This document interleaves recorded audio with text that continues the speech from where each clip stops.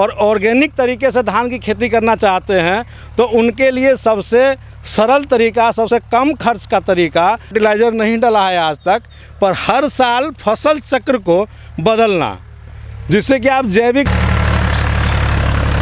सभी किसान साथियों को मेरी तरफ से राम राम, नमस्ते, सत श्री अकाल, आदाब। मैं प्रकाश सिंह मुजफ्फरपुर बिहार से फिर से बहुत बहुत स्वागत करता हूं आपके अपने चैनल SBI न्यूज़ किसान की आवाज़ में।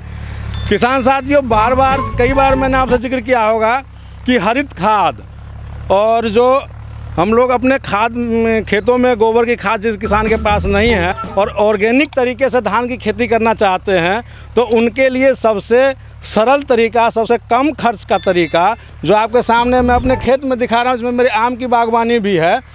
इस आम के पौधे में भी 4 साल के पौधे हैं, इनमें कभी कोई फर्टिलाइज़र नहीं डला है आज तक, पर हर साल फसल चक्र को बदलना, जिससे कि आप जैविक धान कर सकते हैं। ये मेरी तैयारी चल रही है आम की बागवानी में बासमती 1692, उसकी तैयारी चल रही है जो पूर्ण रूप से जैविक करूँगा बेस्ट डिकम्पोजर की मदद से।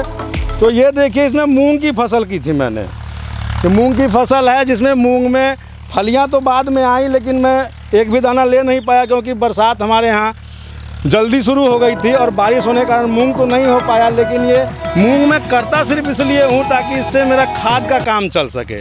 हर साल हर खेत में ढैंचा या मूंग या आप कई तरह की दाल है या ढैंचा वगैरह का एक साथ मिक्स करके भी डालने के बाद अगर उसकी जुताई करवा देते हैं, ये देख सकते हैं ट्रैक्टर से, ये तावा वाला जो होता है, इससे कटाई हो जाएगी। इससे कटाई करने के बाद इसमें मैं बेस्ट डिकम्पोजर चलाऊँगा पानी के साथ बेस्ट डिकम्पोजर चलने के बाद 4 दिन में ये सब डिकम्पोज होके एक बहुत ही बढ़िया हरित खाद खेत के लिए तैयार होता है, जिसमें मैं किसी तरह का फर्टिलाइज़र रासायनिक नहीं डालूँगा। बासमती 1692 और इसका अपडेट मैं आपको दूंगा, जब ज़रूरत होगी मैं आपका अपडेट देता रहूँगा। अभी मैं इसकी नर्सरी भी आपको दिखाऊंगा। नर्सरी 1692 की तैयार है, मेरी ऑर्गेनिक नर्सरी है।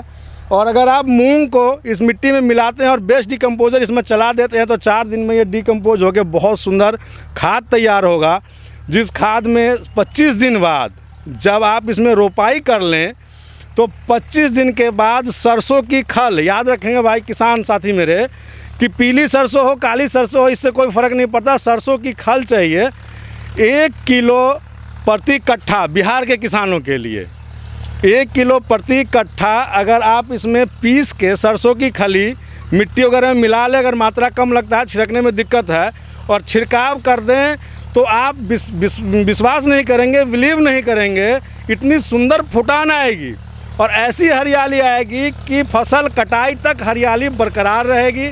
आपको किसी रसायन की ज़रूरत नहीं पड़ेगी। ये मेरा अपना अनुभव है। आज 3 सालों से मैं इसी मेथड से खेती कर रहा हूँ धान की। हर साल मेरी उपज अच्छी होती है और बीच बीच में जब फसल आपका 25 दिन के बाद खल का कर दें छिड़काव इसमें, तो हो सके तो मैनुअली एक बार खरपतवार ज़रूर निकलवा लें, रसायन ना डालें। रसायन डालेंगे तो आपके शरीर में जाएगा, आपके बच्चों के शरीर में जाएगा। तो जहर जानबूझकर अपने परिवार को ना खिलाएं, जहर से दूर रहें। जहर मुक्त खेती, जहर मुक्त भारत, मेरा तो यही नारा है। बाकी करने के लिए किसान तो सब कुछ करते हैं, लेकिन कम से कम अपने खेत से बचिए, रसायन ना डालें, डिकम्पोजर का इस्तेमाल करें। वर्मी कंपोस्ट है, गोबर की खाद है, और नहीं तो ये हरित खाद है। कोई ज़्यादा खर्चा दोस्तों इसमें लगता नहीं है। खेत तो फिर भी जुतना है, फसल के लिए कुछ ना कुछ तो करना ही है। दाल आ गया तो डबल बेनिफिट हो जाता है। इस साल नहीं आया कोई बात नहीं, अगले साल आएगा। इसी के साथ अपडेट देता रहूँगा मैं आपको अपने 1692 बासमती की, और जैसे जैसे जो कार्य करूँगा इसकी जानकारी आपके साथ साझा करूँगा। तब तक के लिए विदा लेता हूँ, मिलता हूँ फिर अगली किसी जानकारी में। जय हिंद, जय भारत, जय जवान, जय किसान।